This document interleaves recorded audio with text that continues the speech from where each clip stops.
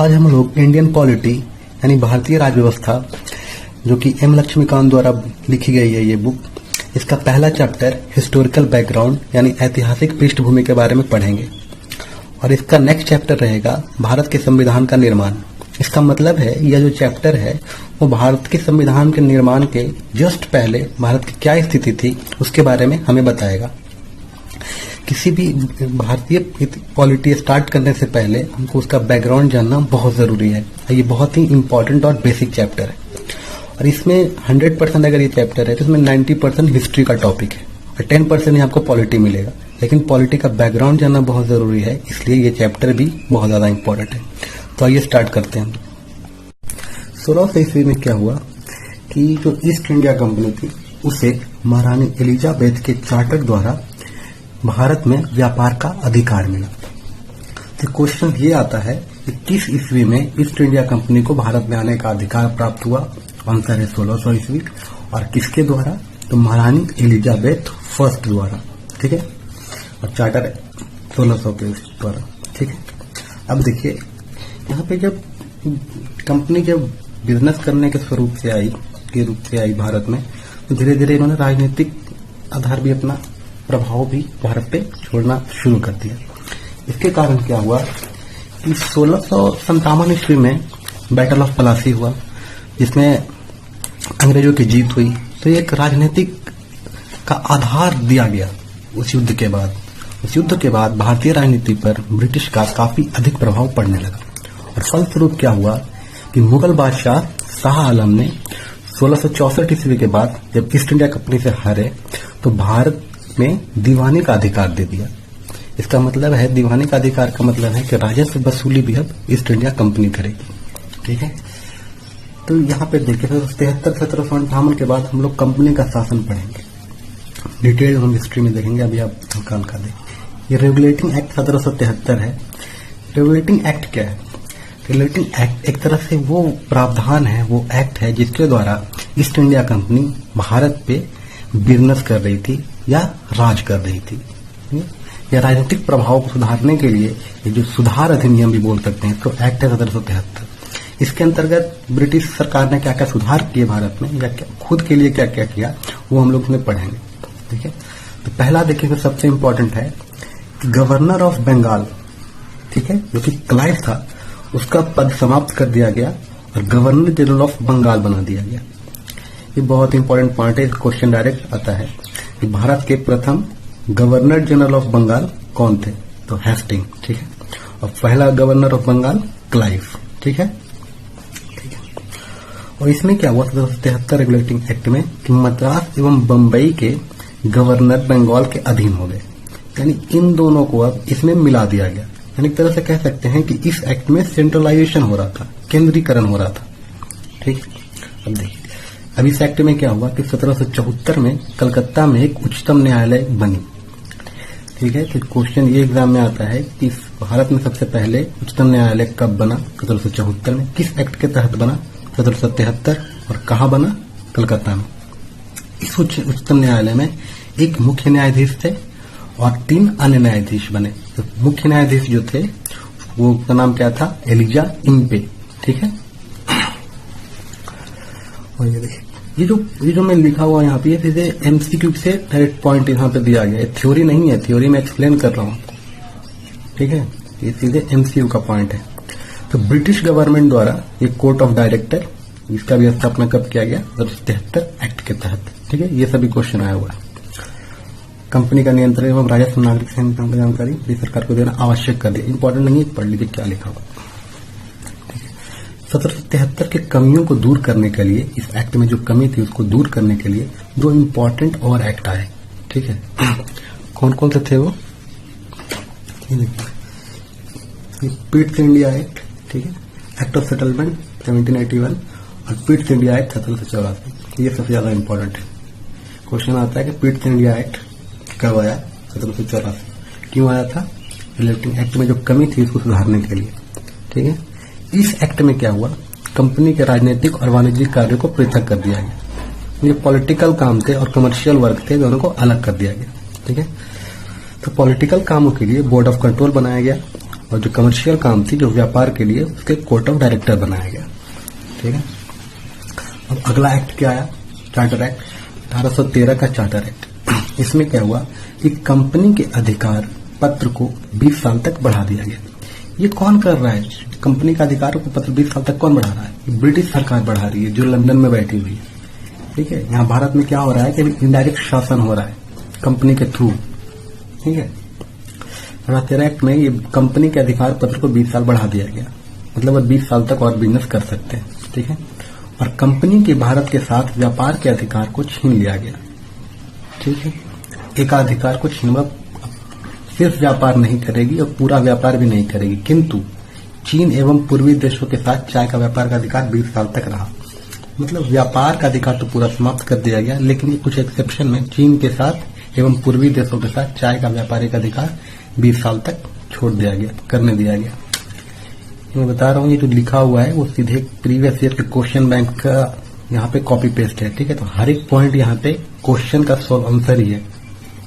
Answer देखिएगा, ये 1833 में चार्टर एक्ट, प्रशासनिक एक्ट, इसमें क्या हुआ कि कंपनी के, देखिए 1813 में क्या हुआ कि 20 साल तक बढ़ा दिया कंपनी का अधिकार।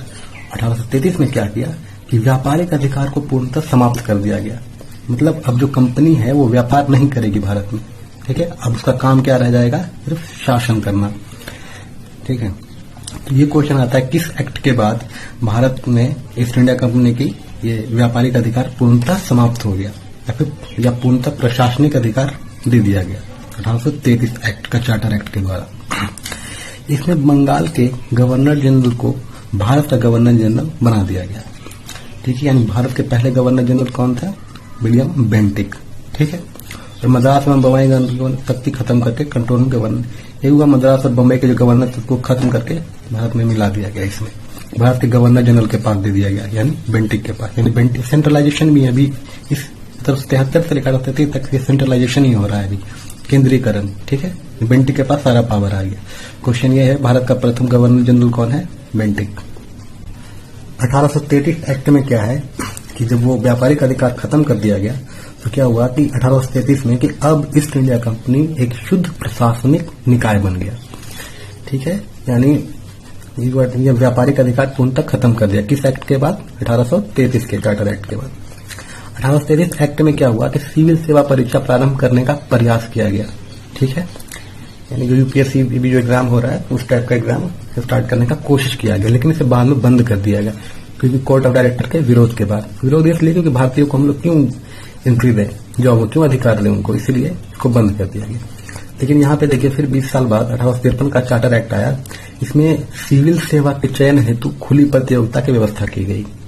ठीक है। यानी ओपन कंपटीशन का एग्जाम के थ्रू आप सिविल सर्विस में एंट्री कर सकते हो। इंडियन को भी इसमें अलाउ किया गया। ठीक है। तो इसके लिए एक समिति बनाई गई, किस तरह से नियुक्ति होगा, किस तरह से क्या होगा 1854 में।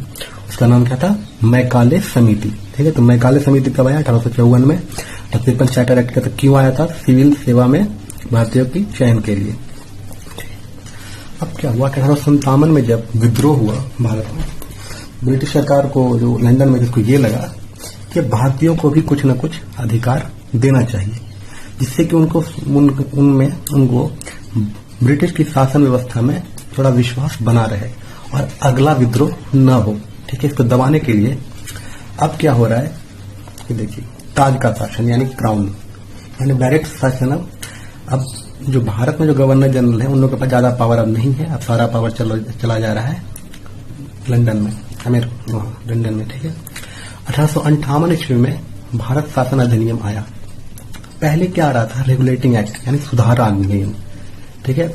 अब क्या वर्ड मेंशन हुआ? भारत शासन अधिनियम, इंडियन काउंसिल एक्ट। क्यों मेंशन हुआ? क्योंकि 1857 के विद्रोह के बाद ये लगा अंग्रेजों को कि भारत के लिए कुछ करना चाहिए थोड़ा थोड़ा, ताकि उनको भी हमारे प्रति सहानुभूति हो, कि हमें थोड़ा सा विश्वास हो हमारे शासन में। इसलिए 1858 का जो आया भारत शासन अधिनियम। क्वेश्चन ये आता है कि पहला भारत शासन अधिनियम, इंडियन काउंसिल एक्ट, कब आया? ठीक है। 1858 में। उसका पहला कौन था? 1861 इंडियन काउंसिल एक्ट। ठीक है। 1858 के ईस्वी में भारत शासन अधिनियम में क्या हुआ कि भारत का शासन सीधे महारानी विक्टोरिया के अधीन चला गया। पहले शासन कौन हो रहा था? वायसराय के थ्रू हो रहा था 1857 में। ठीक है। गवर्नर के बाद अभी क्या हुआ, विक्टोरिया का दिन चला गया, ठीक है। क्राउन के अंडर क्वेश्चन यह आता है, क्राउन के अंडर भारत का शासन कब गया, 1858 में। और गवर्नर जनरल जो था बेंटिक, इंडिया का जो पहला गवर्नर जनरल को अब वाइसराय बना दिया है, यानी गवर्नर जनरल का जो पद चल रहा था उसको हटा के अब वाइसराय का पद बनाया गया। पहला वाइसराय कौन बना, कैनिंग, ठीक है। Board of director and control पद को समाप्त कर दिया गया, कब, 1858 में। और भारत के राज्य सचिव का पद का सृजन हुआ, यानी स्टार्ट किया गया, इसमें 15 सदस्य लोग रहेंगे। स्टेट सेक्रेटरी का पद कब स्टार्ट हुआ, 1858 में, ठीक है।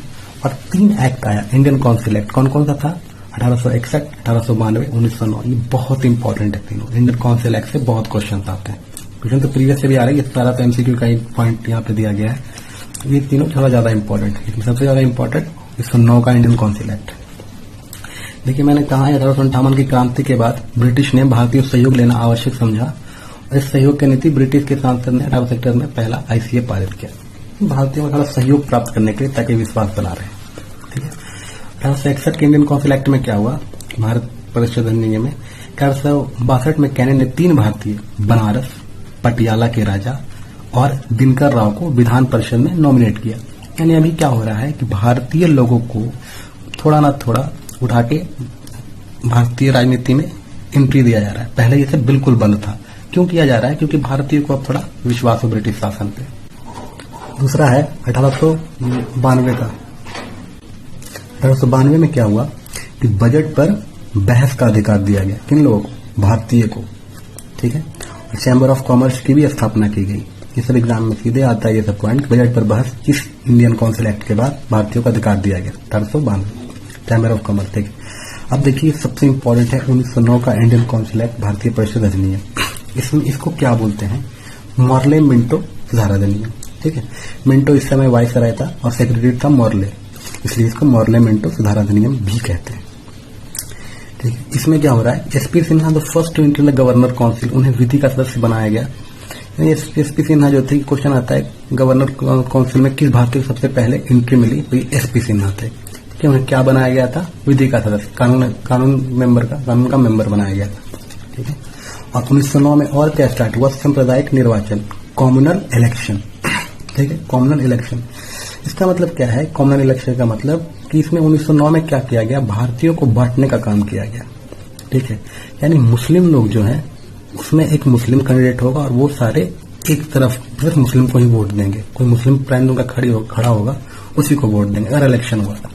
हिंदू है, हिंदू के बीच में कोई अगर नेता बनना चाह रहा है तो वो हिंदू ही बनेगा और हिंदू लोग ही इसको वोट करेंगे, तो मुस्लिम इसमें उसको वोट नहीं करेंगे। इसमें क्या हो रहा है कि हिंदू मुसलमान को बांटा जा रहा है, ठीक है।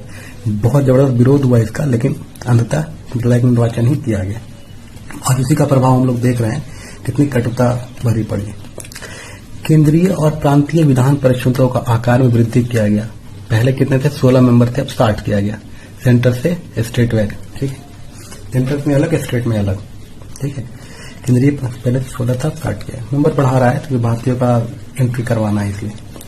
अब दूसरा क्या था, भारत शासन अधिनियम 1919, बहुत इंपॉर्टेंट है, 1909-1919। इसको मॉन्टेज चेम्सफोर्ड सुधार भी बोलते हैं, ठीक है। क्यों बोलते हैं, चेम्सफोर्ड इस टाइम वाइसराय और मॉन्टेज सचिव था, ठीक है। प्रोविंशियल सब्जेक्ट यानी प्रांतीय विषय, ये प्रोविंशियल मतलब क्या है या प्रांत मतलब क्या है। प्रांत मतलब जैसे अभी कोई स्टेट है तो उसमें जिले हैं, 38 जिले हैं, ठीक है। कोई भी स्टेट में 40-50 जिले हैं, समझिए उस तरह अगर भारत था तो भारत में छोटे छोटे रजवाड़ों में बटा हुआ था, यानी 565 रजवाड़े जो थे भारत में, तो हर एक रजवाड़े को प्रांत बोला जाता था।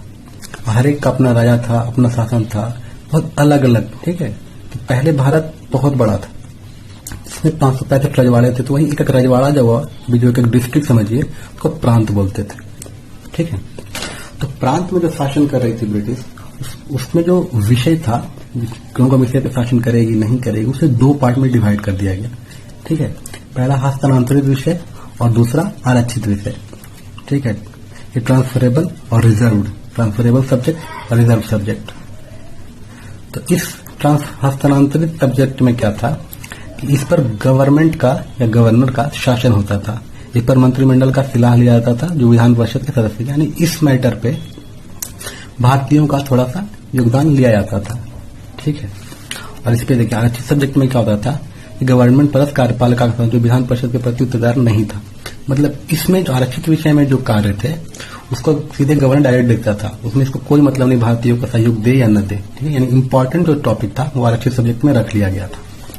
इस प्रकार प्रांत में द्वैध शासन की शुरुआत हुई किस एक्ट के तहत? 1919। क्वेश्चन ये आता है कि किस एक्ट के तहत प्रांतों में द्वैध शासन का स्टार्ट हुआ? द्वैध शासन मतलब क्या हुआ? डाइचरी बोलते हैं इसको, डाइचरी, ठीक है।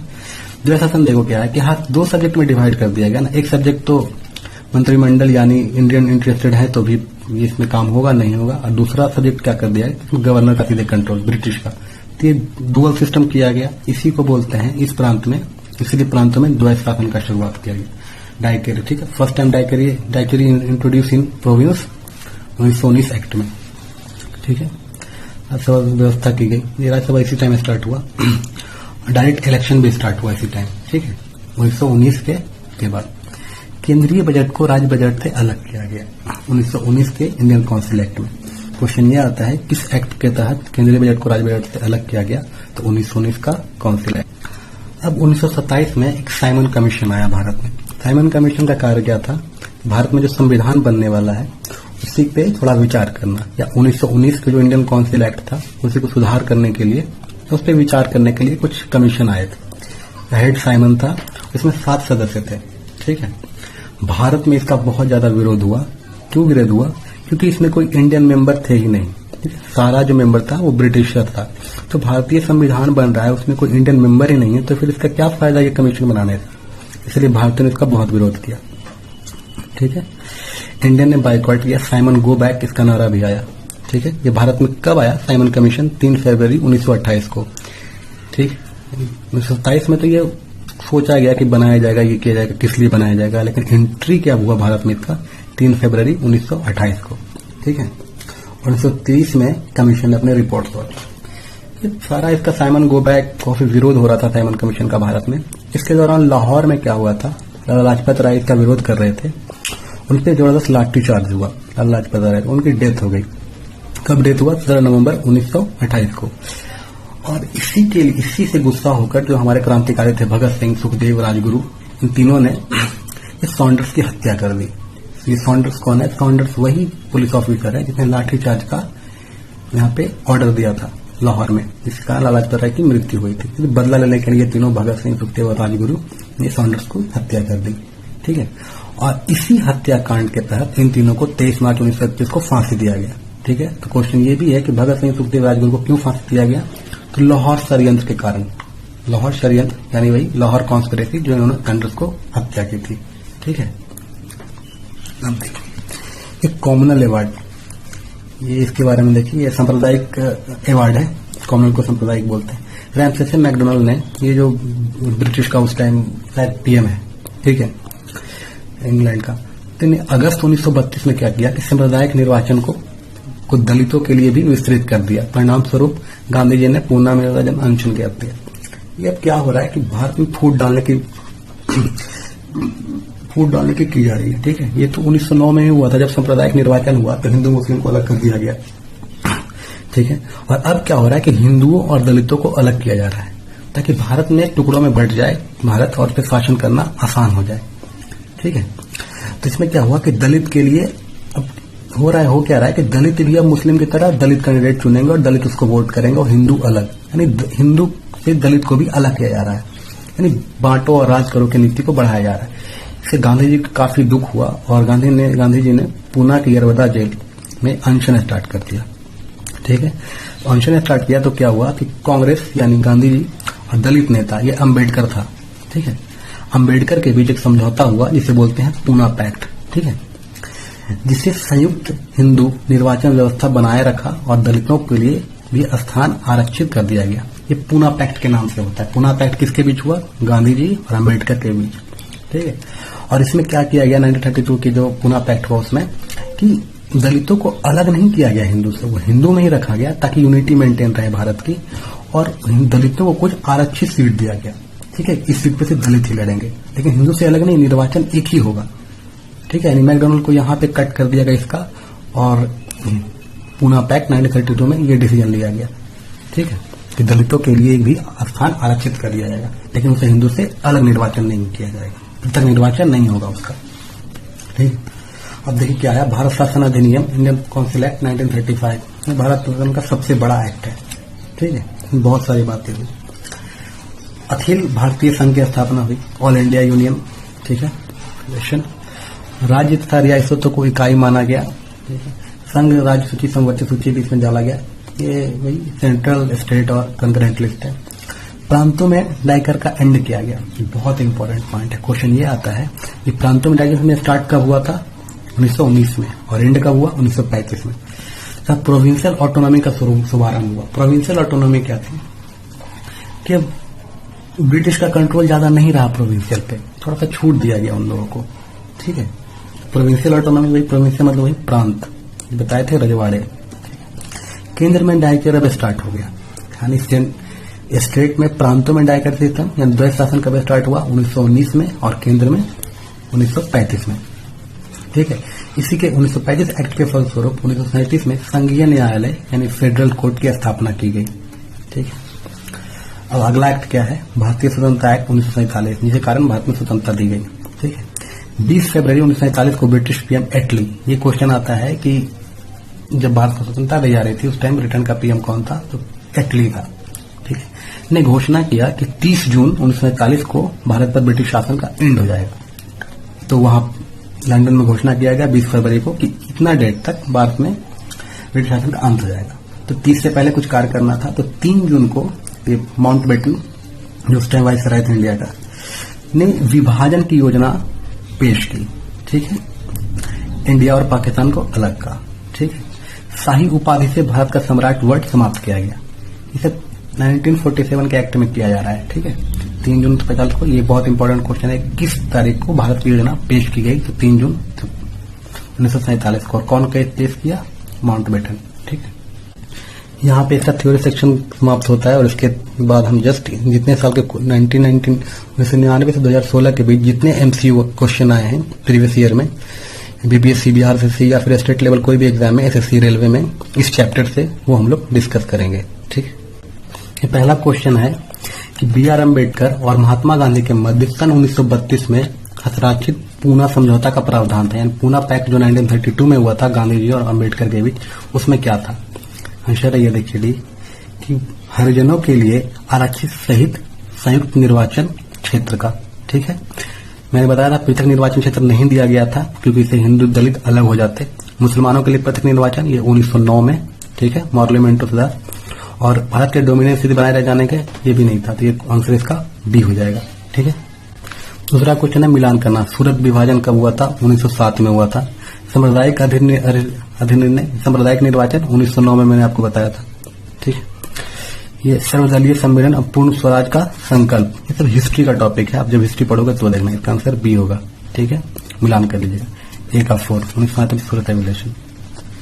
अगला क्वेश्चन क्या है कि निम्नलिखित में से किस अधिनियम द्वारा भारत के गवर्नर जनरल को अध्यादेश जारी करने का शक्ति प्रदान हुआ। ये भारतीय परिषद अधिनियम 1861। ठीक है, अध्यादेश मतलब वही ऑर्डिनेंस, जो भारतीय अभी राष्ट्रपति जो जारी करते हैं ऑर्डिनेंस। ठीक है, पॉलिटी में एक आगे पढ़ेंगे लोग, 123 आर्टिकल में है, और 213 में राज्यपाल जारी करता है ऑर्डिनेंस। ठीक है, हम देखिए अगला क्वेश्चन क्या है कि सुमिलित कीजिए अगस्त प्रस्ताव, अगस्त घोषणा, अगस्त प्रस्ताव, अगस्त संकल्प, प्रत्यक्ष कार्रवाई दिवस। आप देख लीजिए इसका।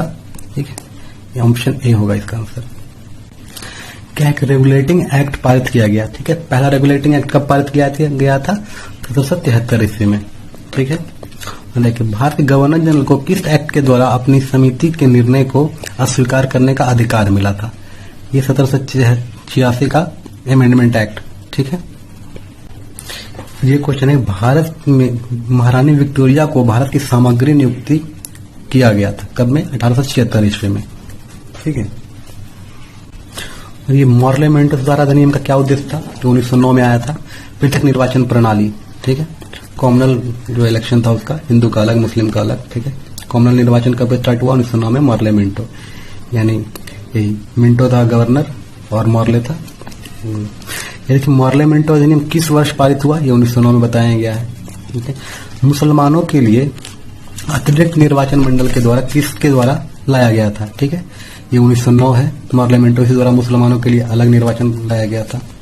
ठीक है, 1909 में इंडियन काउंसिल एक्ट में किस बात की व्यवस्था की गई? सांप्रदायिक प्रतिनिधित्व, कॉमनल इलेक्शन, ठीक है, यानी मुस्लिम का अलग, हिंदू का अलग। मॉन्टेजू चेम्सफोर्ड सुधार अधिनियम का क्या सार था?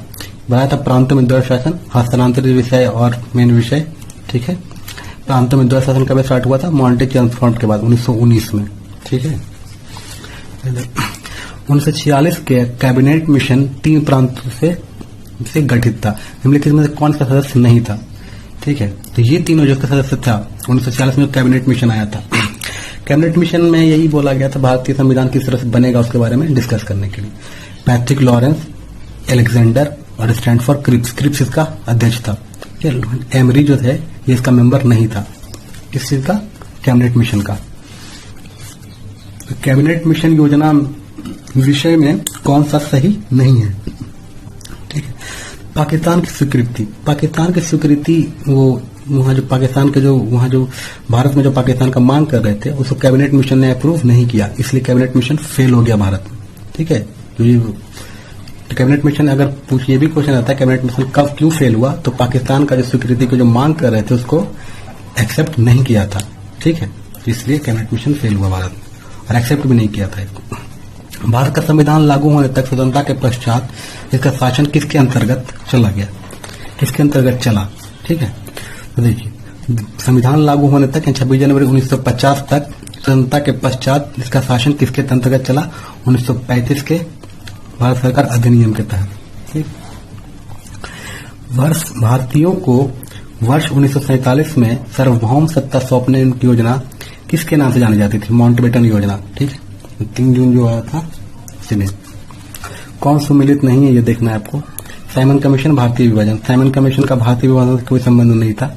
1919 का जो एक्ट, जो इंडियन काउंसिल एक्ट था उससे सर्वेक्षण करने के लिए साइमन कमीशन आई थी। सारे विदेशी मेंबर थे, ठीक है। 1928 में भारत में एंट्री किया। ये मिलान करना है इसमें।